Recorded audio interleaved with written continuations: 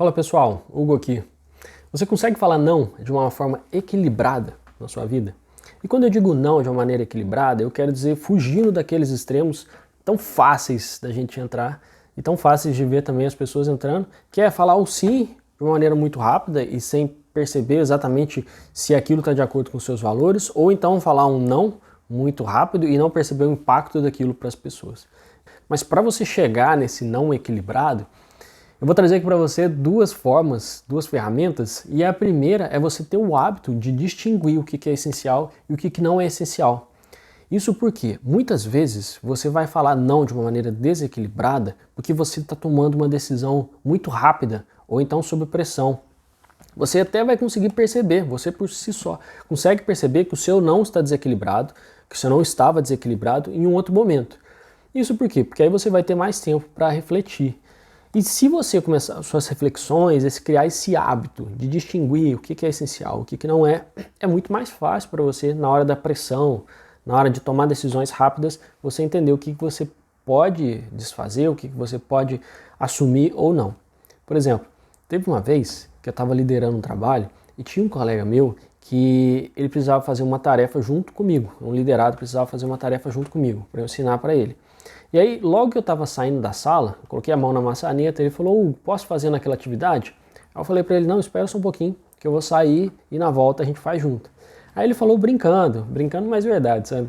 Falou brincando, Hugo, você não tá confiando em mim não, cara? Aí eu falei, tinha que responder no momento, né? Não pensei direito, ó, que eu tô falando para vocês, na pressão assim, de ter que responder naquele momento. Eu falei, não, ainda não. E aí saí. E aí quando eu voltei, ele falou brincando, mas brincando também é verdade. Poxa, cara, machucou aquela, viu? Aí eu pedi desculpas pra ele e tal, a gente se resolveu. Mas assim, pra mim não estava claro o que era essencial naquele momento. Essencial pra mim naquele momento era eu ser direto com essa pessoa.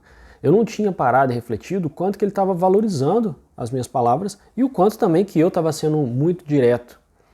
Enfim, não estava parando, não tinha criado o hábito na minha vida de refletir sobre o que era essencial e o que não era, e não tinha colocado esse hábito em prática para esse assunto especificamente, como eu tenho que tratar com essa pessoa. Se eu tivesse pensado antes, na hora que eu tinha colocado a mão na maçaneta, seria muito mais fácil pensar que não era para falar aquele não de maneira tão direta.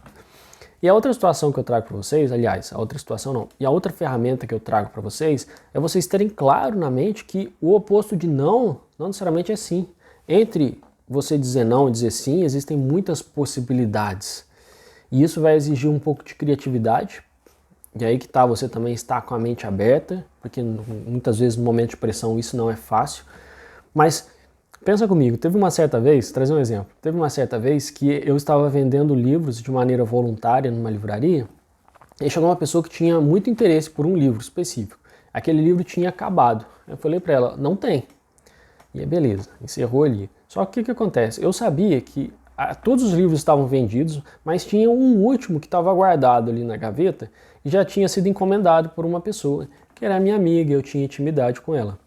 Aí eu fui lá e falei com ela, olha, a outra pessoa ali está muito interessada por aquele livro. A gente que tem mais intimidade aqui, eu sei que você está cheio de livro para ler, será que tem como eu vender para ela e aí eu encomendo o outro e já entrego para você? Aí ela falou, não tem problema não. E assim se fez. Então percebe, eu tive uma certa criatividade naquele momento para chegar numa resposta diferente do tem livro ou não tem.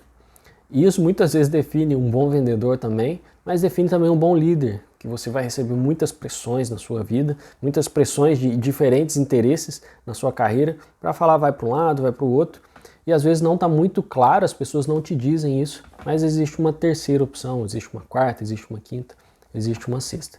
E aí quando você tem mais claro quais são essas opções, e quando você tem mais claro na sua mente o que é essencial e o que não é, a tendência é que vai ficar muito mais fácil para você dizer não de maneira equilibrada.